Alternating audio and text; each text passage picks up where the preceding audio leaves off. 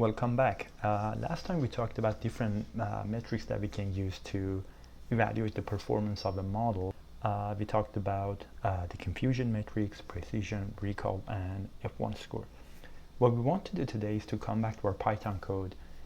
If you remember, we built a classification pipeline, and what we want to do is to use some of these metrics that we learned about in our previous video and apply that to this model and evaluate this model. So we're using scikit-learn, and scikit-learn has a module called metrics, which has all these different metrics that we talked about. So let's import it from sklearn.metrics. We want to import confusion matrix.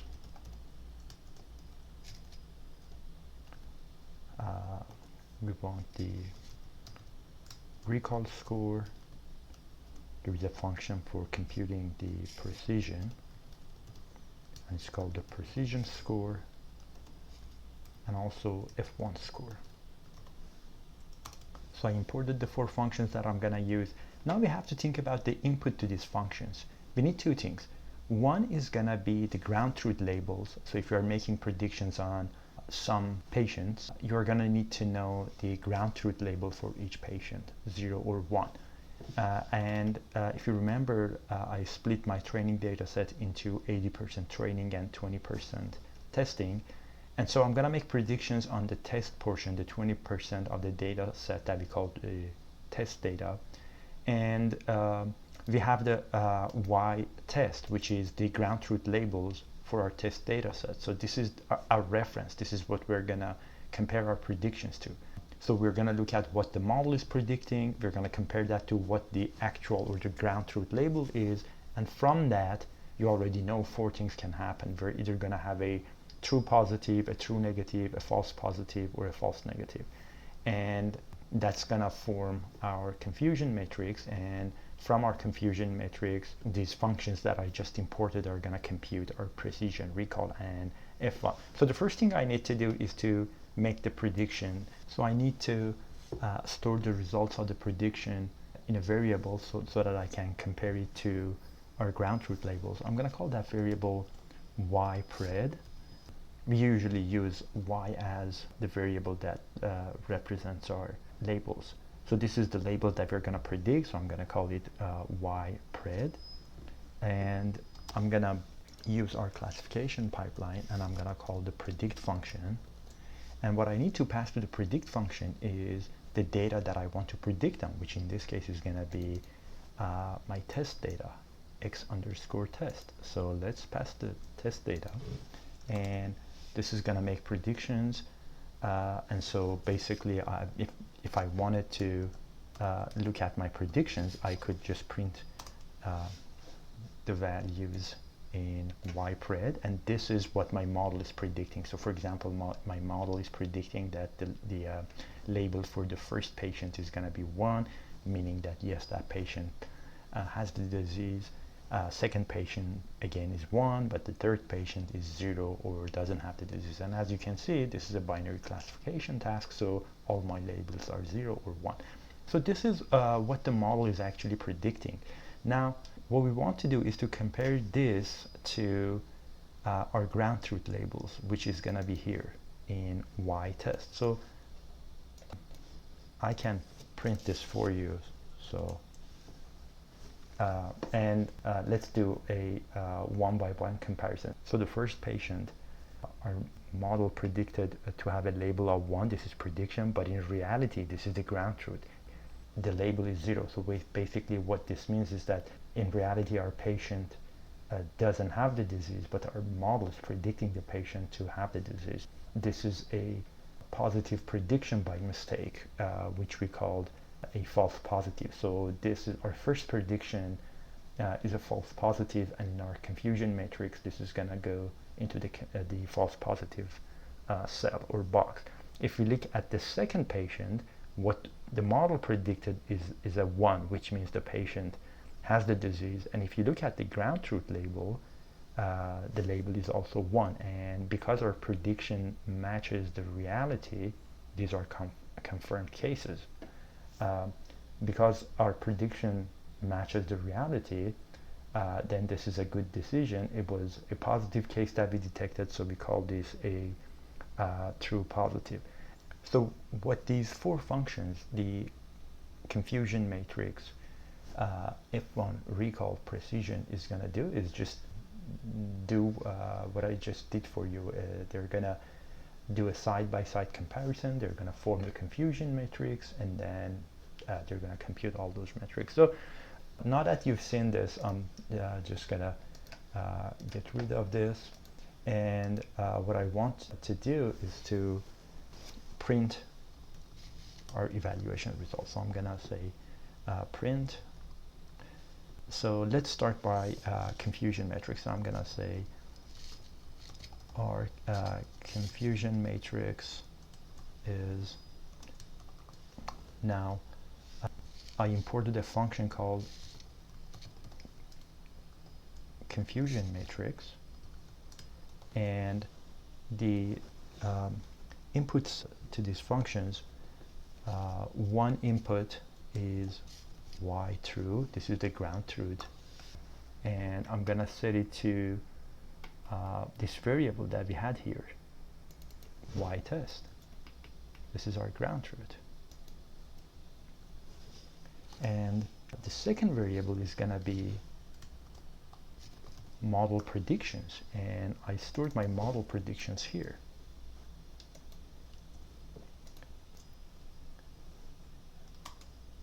And so if we run this function, what we get is a two-dimensional list, and we have two elements in the list. The first element of the list is a list, and it contains 71 and 1, and the second element is also a list, and it has 5 and 37 in it. So this is basically our matrix. Scikit-learn is using a different convention compared to what we used in our previous lecture, and it really doesn't matter which convention you use. The concepts of true positive, true negative, false positive, and false negative remain the same. We had two labels, 0 and 1. This is a binary classification task, and so scikit-learn is going to start from label 0. So the ground truth is going to be represented in rows of the matrix, and the predictions are going to be represented as the columns of the matrix. If you recall from last time, we used a different convention. Our columns were the ground truth, and our rows were our predictions.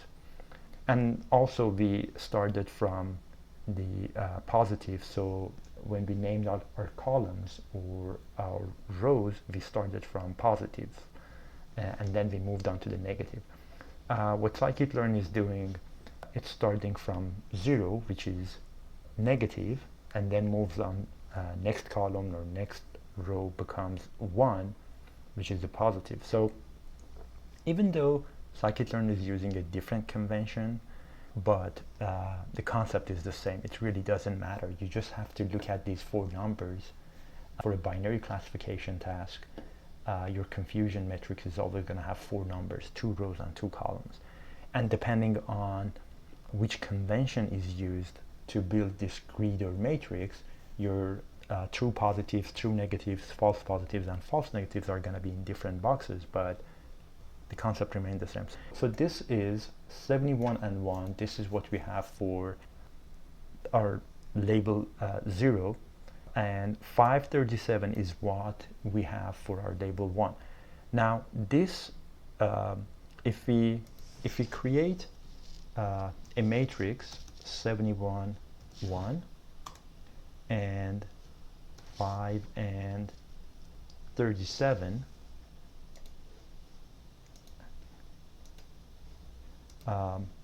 and this is going to be our negative, and this is going to be our positive,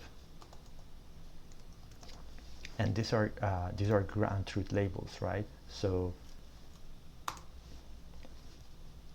and this is going to be our negative, and this is going to be our positive. And so I'm going to say prediction.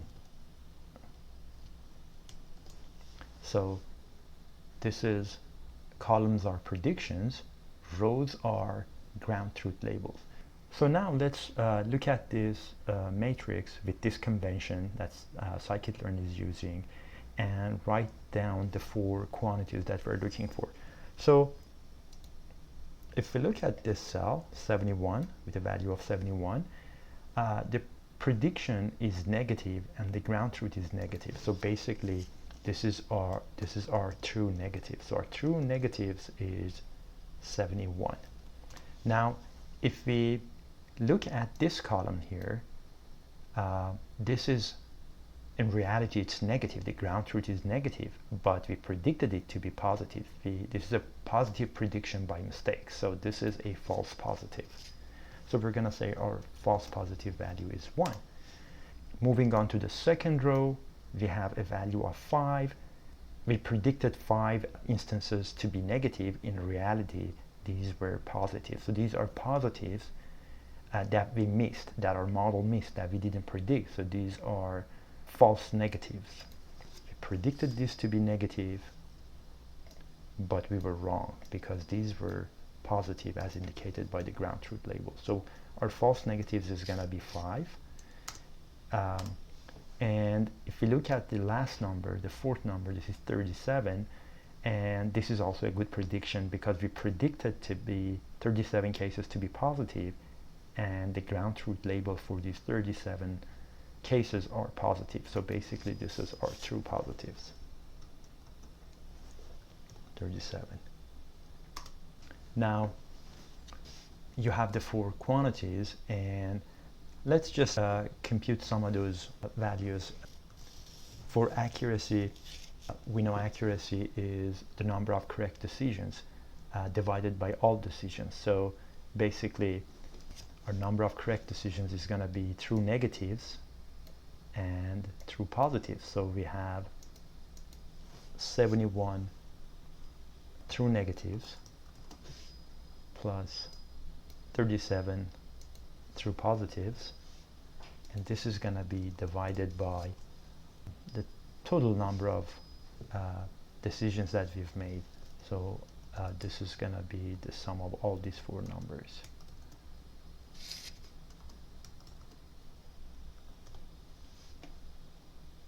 If we do the math, this is going to be 108 over 114, which is 0.9473. If you round it to 2 digits, it's going to be 90.94 or 94%, which exactly matches this number. In fact, all 4 digits after the decimal point match this number that we got when we called the score function on the pipeline. We made, and you can see the score function was actually measuring the accuracy.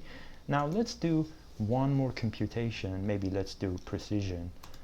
So precision, let's think about the concept of precision. So the precision was of the positive predictions that the model is making, and we don't know if these predictions are correct or incorrect, but of all the positive predictions that the model is making, how many of those are good decisions or correct decisions? So the numerator is going to have the number of good positive predictions, which is true positive. This is going to be divided by, in the denominator, we're going to have all positive predictions regardless of the fact that these are good or bad decisions. So this is going to be good ones, true positive, plus bad ones, false positives. So let's plug in the numbers and see what we're going to get. So true positive, if you look at my notes here, true positive, we had 37 of those. We're going to divide these by, again, true positives, which is 37, plus false positives. False positives, we have 1 false positive. So this is 37 over 38. And if we do the math, this is going to be 0.9736. So if you round it to 2 digits, then what this means is that our precision is 97%. And you can compute recall and F1 using the confusion matrix. I actually encourage you to do that. You won't need to do that every time. As I'm going to show you, the scikit-learn functions are going to compute those for you anytime you build a model. But it's a good practice just to do it a few times so you're comfortable with the concept.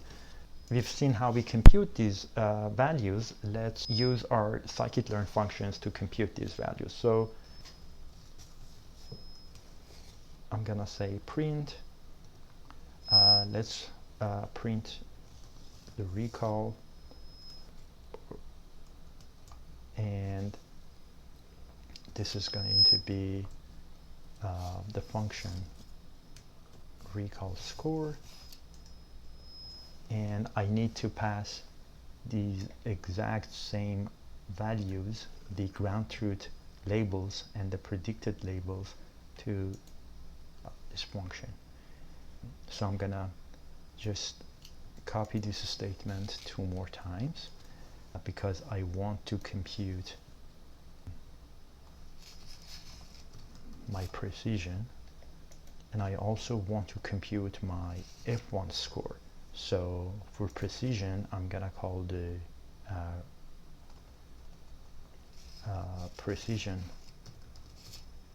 score, and for F1 I'm gonna call the F1 score. So let's run this notebook cell and see what we get.